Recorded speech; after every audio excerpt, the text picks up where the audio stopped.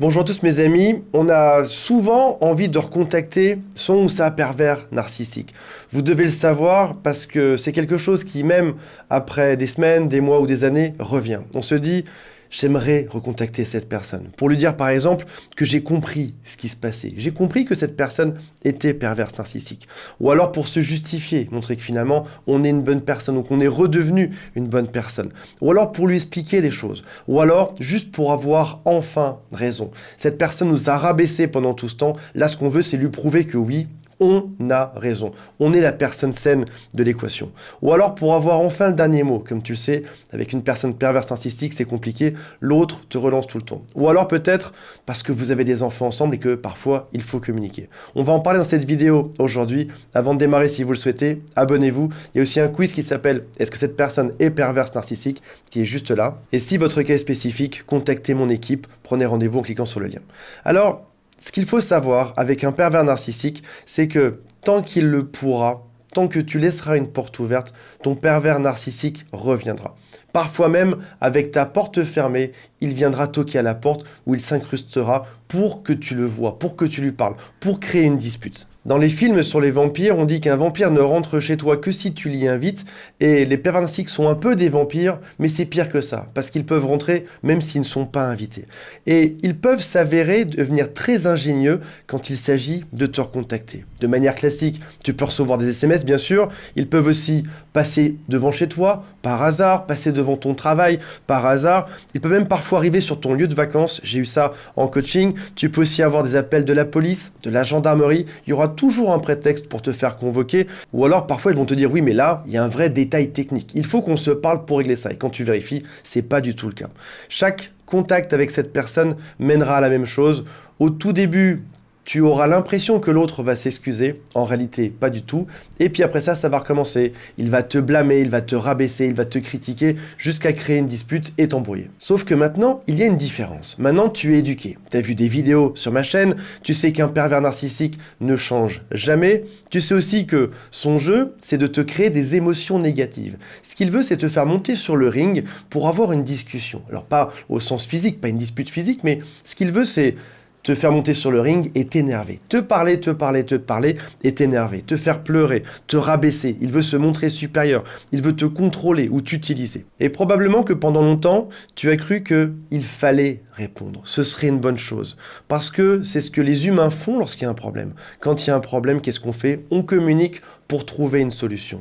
Tous les humains font ça, sauf les pervers narcissiques. Je vous laisse deviner si un pervers narcissique est vraiment humain ou pas au final. Pour ma part, j'ai le souvenir d'avoir eu ce besoin d'appeler, même après la rupture, pour arranger les choses. Je voulais entendre juste un pardon, je voulais que l'autre comprenne, je voulais aussi montrer que j'étais pas fou, que j'avais eu raison pendant tout ce temps de lutter. Et après des années à m'être fait rabaisser, j'aurais eu le besoin de montrer à nouveau qui j'étais, que j'avais de la valeur à nouveau. Et même si on sait qu'il ne faut pas les rappeler, ça peut être compliqué, parce qu'on a de temps en temps cette envie de les rappeler ou de les revoir. Parce qu'il est au final difficile de garder de la haine. La haine, c'est quelque chose qui te bouffe, qui te crée du stress, qui peut même te créer des maladies. Donc tu auras envie d'apaiser les choses. Que ça fasse quelques jours, quelques semaines, quelques années que vous soyez séparés, tu as peut-être envie de dire, allez, je vais l'appeler parce qu'on pourrait enfin arranger les choses. Je suis passé à autre chose, et probablement que l'autre aussi. Et au final, ce qu'on veut, nous, c'est juste retrouver de la paix.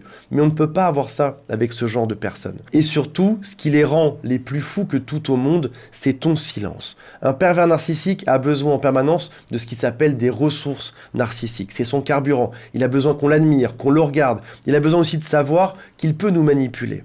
Un peu comme un artiste aurait besoin de spectateurs ou d'avoir des bons avis dans la presse, il a besoin de ça. Il a besoin qu'on le regarde, que ce soit de manière positive ou même que ce soit avec de la haine. Quelle que soit l'attention que tu lui portes, ça lui fera plaisir. Donc, tu vas couper tous les liens, c'est probablement ce que tu as déjà commencé à faire. S'il y a des enfants, tu peux communiquer par email ou à travers ton avocat, le plus court possible, avec le moins de mots possible. Et en faisant ce silence, tu lui montres que tu as compris qui était cette personne. Tu lui montres aussi que tu n'es plus atteint par ses critiques. Tu montres aussi que tu n'as plus besoin de ses yeux sur toi pour avoir une validation. Tu lui montres que tu n'as pas besoin de lui pour prouver ta valeur. Tu sais la personne que tu es. Tu as conscience maintenant de la personne géniale que tu es et tu sais que de son côté, tout a été faux du début à la fin. Et un jour viendra où il y aura un problème. probablement venant du pervers narcissique. Le pervers narcissique aura un problème, peut-être que tu vas être convoqué pour quelque chose, pour une affaire, et là tu seras fier de dire, écoutez, je n'ai pas de nouvelles de cette personne depuis des mois ou depuis des années. Donc je ne peux rien vous dire dessus, je ne suis au courant de rien. Tu seras content de ne plus être relié à ces problèmes.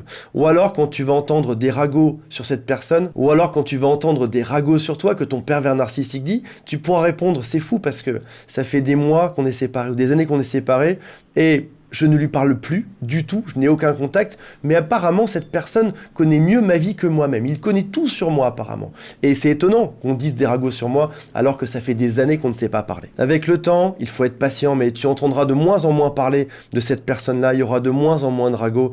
Ta haine, ta colère vont se dissiper et tu vas retrouver enfin ta sérénité. Voilà mes amis, j'espère que ça vous a été utile. Je vous rappelle qu'il y a le quiz qui s'appelle « Est-ce que cette personne est perverse narcissique ou pas ?» et on se retrouve très prochainement. Salut à tous, bye.